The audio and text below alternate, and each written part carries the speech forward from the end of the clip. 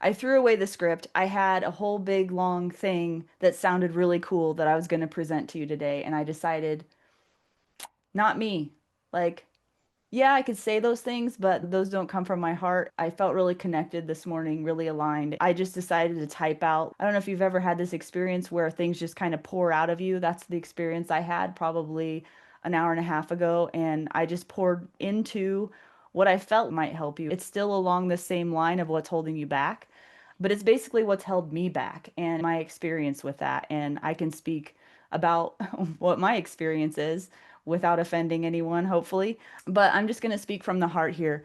So there's going to be some things in here that you probably need to hear. Maybe you need to hear, maybe you don't. If you're watching this as a replay, maybe I'm talking to you, maybe I'm not. If there's something that resonates with you, listen.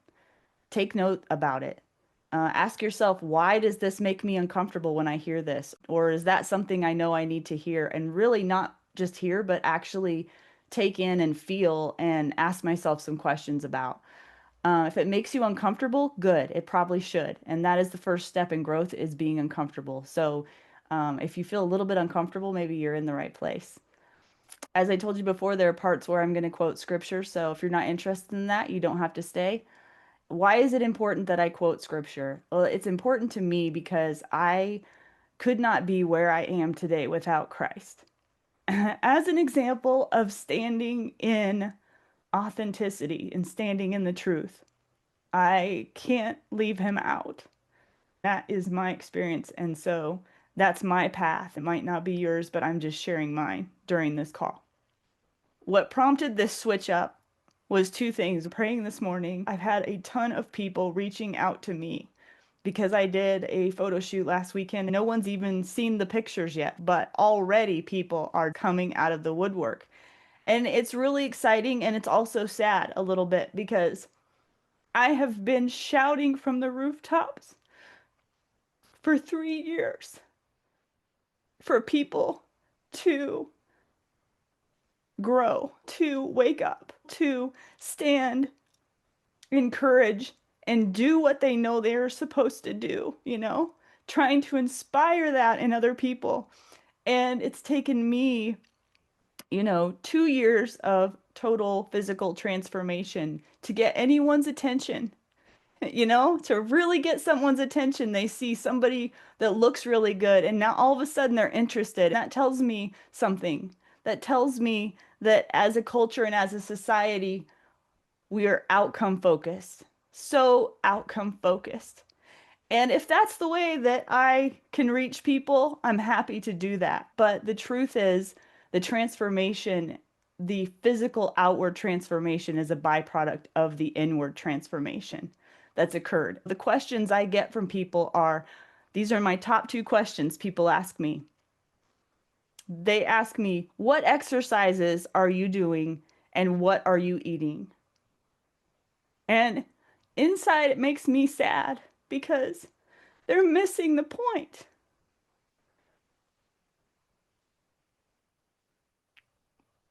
They're asking the wrong questions. The question you should be finding out the answer to about me is what changed about you on the inside that made that happen? That finally made that happen? That's the question people should be asking. And so that's the answer I'm going to give you today. And that's what's been my answer. I can't say it's going to be the same for you, but maybe there's something that's helped me that will help you on your path too. So, what changed inside of me was essentially an identity shift. And part of that shift was accepting Christ into my life and surrendering my life to Him. Why does that matter? That's the number one reason why I'm sitting in front of you today, all jacked. I know that sounds really weird, but my surrendering to knowing Him and reading His word about who I am in relation to Him has helped that identity shift. The other thing that's helped me a ton is I've surrounded myself with people, with mentors, with coaches, with friends who have seen more in me than I see in myself. And I have trusted and relied sometimes on their identity of me because I couldn't see it for a long time. And slowly over time, they helped reveal those layers of me through love and acceptance of who I was in the moment to allow me to step in to who I really am. Okay? So find those people for you in your life because that is life changing. And it's the biggest gift you could ever receive. So if you want to know the nitty gritty of how I got here, you want to know the secret formula, which is what everybody wants to know. If you want to know more than what exercises I did, and you want to know more than what food I ate, you guys know how to exercise. You guys know how to move your body. You know to move more and eat less. You'll lose weight, right? I can't think of anybody who doesn't know that simple concept. What I had to work on wasn't so much that, it was figuring out what's holding me back. One of the most important things that helped break me out of what was holding me back was this concept of relentless execution. So, number one thing I would want to talk about here is relentless execution. Execution is the name of the game. When I say I'm going to do something, I do it. Yes, when I say it to other people, but when I say it to myself, do I always do it? No, I am not perfect, but I definitely increase my percentage of execution, and it shows. I made promises to myself because I learned to value myself enough to know that I was worth it and that my family was worth it. I made those promises every day, I reminded myself every day, and I stuck with them almost every day. I know diet's a really important thing, and my diet is really important to me too. But my point is, there's something more important that's not being talked about, which is all this other stuff that gets in the way. Relentless execution is one of those things that has to be learned. And part of the relentless execution for me was realizing that I actually am valuable enough to care about myself enough to do it. And everything else is secondary. If I can't show up for myself and do the work, nothing else matters. The second one is perspective. Perspective. You guys, I am never going to be this young again. Probably never going to be this healthy again. My kids are never going to be this age again. So, my question is like, what are you waiting for? What is the thing in the future that you're waiting for? Because what if tomorrow doesn't come? What if this opportunity you have right in front of you right now is the moment? What if you waste it? How will you look back on your life? That perspective is a good reminder for me to realize why I'm doing what I'm doing and that now is the most important time.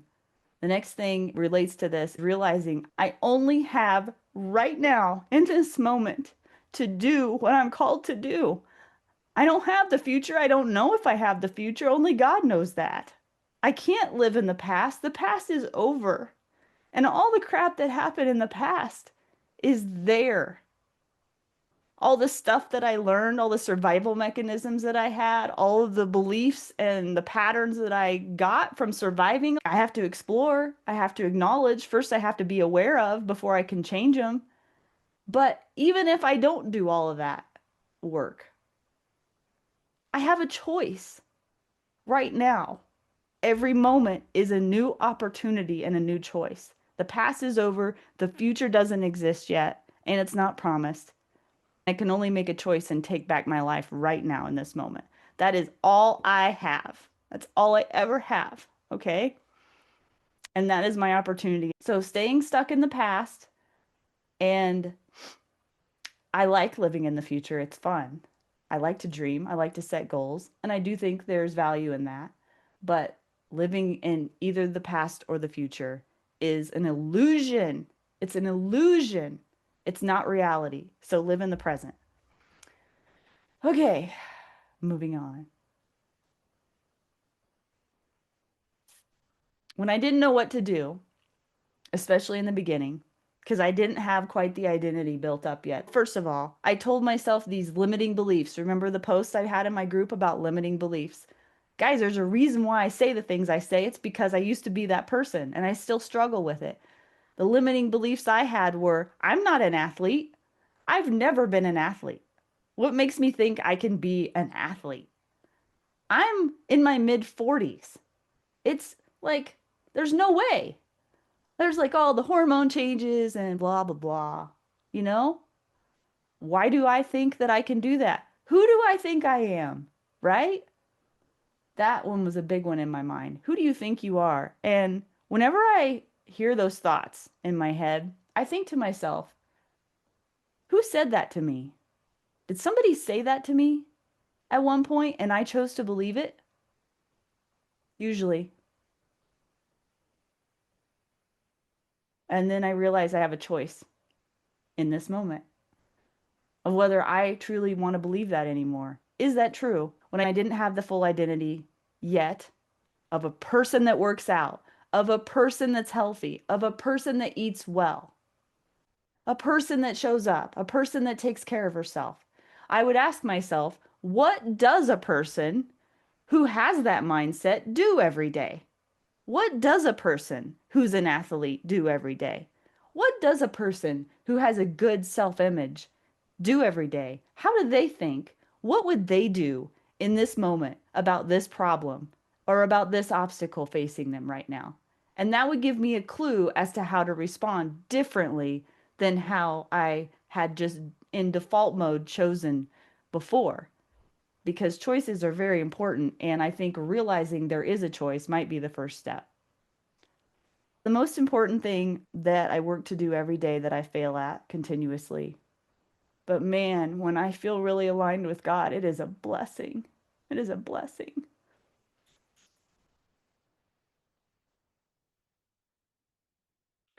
I stopped believing the lies, guys. I stopped believing the lies.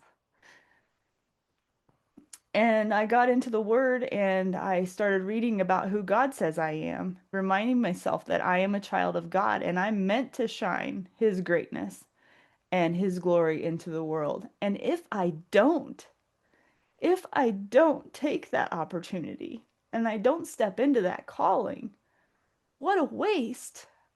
What a waste to all of the good things that He might have me do for other people.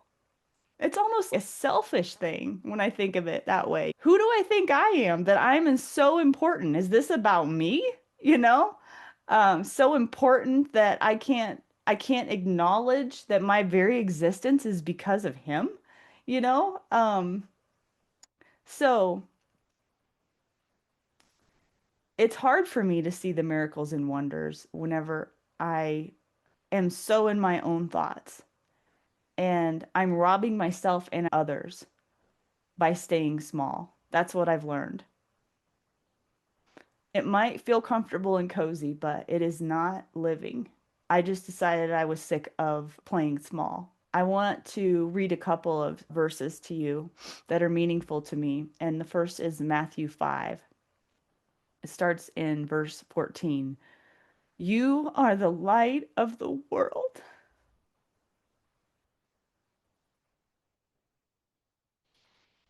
You are the light of the world. A city that has set on a hill cannot be hidden, neither do people light a lamp and put it under a basket. Instead, a lamp is placed on a stand where it gives light to everyone in the house. Let your light shine before men, that they may see your good works and glorify your Father which is in heaven. The second verse is in 2 Timothy chapter 1 verse 7. For God has not given us a spirit of timidity, but of power and love and discipline. Think about that. When you want to play small, when you want to stay comfortable, think about that. He's given us everything we need to step into who we are, and He'll guide us.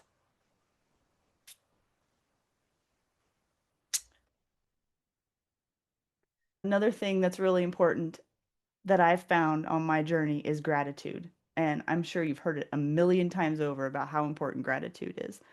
Gratitude has changed my thought patterns in mid thought patterns. Practicing it and making it a habit has been a game changer for me, along with reading the word, which makes me more grateful just by reading it. But when I am starting to notice thoughts creep in that aren't me, I replace them. I work so hard to think about anything in that moment I'm grateful for. Anything. The smallest thing. The smallest thing. And sometimes it feels so small. Like I can't think of anything because the world is just so horrible in that moment. But there's got to be something you can latch on to. And usually it starts small. And then the more you start thinking about what you're grateful for, it's like, oh yeah. It's like something changes, something shifts inside my heart when I do that. And it just flips the script for me. That's just another little trick that helps me. I alluded to this before, and this is kind of a newer concept for me. That was kind of like a light bulb moment. Realizing that I am not always my thoughts. That I made the mistake of thinking my thoughts were always my thoughts. And what I've learned, according to scripture, if they don't align with what God says about me, they're a lie. So where are they coming from? Are they coming from me as a believer and a child of God? Good question. So the scripture that supports this is in 2 Corinthians chapter 3 verse 10. For though we walk in the flesh, we do not war according to the flesh. For the weapons of our warfare are not of the flesh, but divinely powerful for the destruction of fortresses.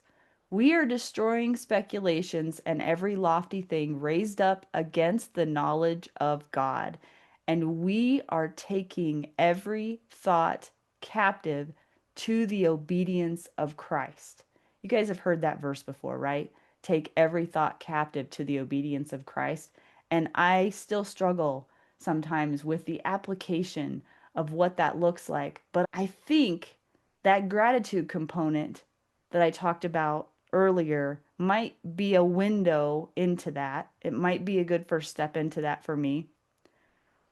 And I've also noticed that the more scripture that I know in my heart, in my mind, I can be reminded of in the moment when the thoughts that are coming in, I'm like, where is this coming from? So that is something I'm still working on, but I just know that the more I practice that, the better I'll get at it, just like everything else I'm learning.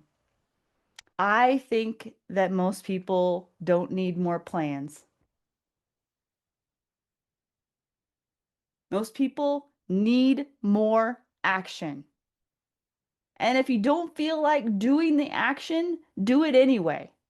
Do the action, even if you're unsure if that's the right action.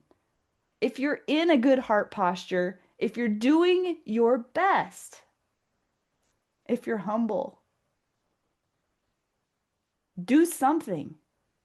As you take those steps, you will start to gain momentum and you will start to feel better and you will start to figure things out. But if you don't take action, you're never going to get the opportunity. You're never going to know. You're always just going to sit there and wonder, what if? And I just am not okay with that anymore. I'm just not. I'm done with that. I'm done playing small. And I just hope that this speaks to your heart. I really do, because God, I wish somebody would have told me this. I wish somebody would have told me this a long time ago. And I wish I wouldn't have believed the lies for so long.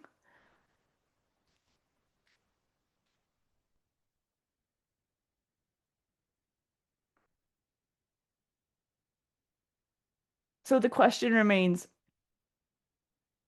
what is holding you back? It boils down to how much do you really care about valuing yourself the way God sees you, about caring about your family enough to do the things you know you're supposed to do? What kind of a role model are you? What are you showing your kids? What are you showing the people around you? Because you can think that you're fooling people, but you're not. You're not. Sorry to tell you.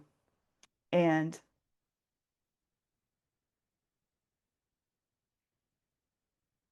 do you value yourself enough? And if you don't value yourself enough, do you at least value your family enough to fight, to stand up, to do what you know you need to do? Find out what those things are. Find out what is getting in the way of doing what you know you need to do. I don't care what area of your life it is. It doesn't really matter what area it is. Take relentless action towards those things, even if you don't know for sure at first what to do. Don't wait for the plan. Get just enough information to move forward. I just really hope you hear my heart. I hope that this helps you, whoever's listening. Because what exercises I do to get jacked and what food I eat to have low body fat is not the way that you're going to have peace in your life or transform yourself. It'll help for sure, but just don't miss the most important part.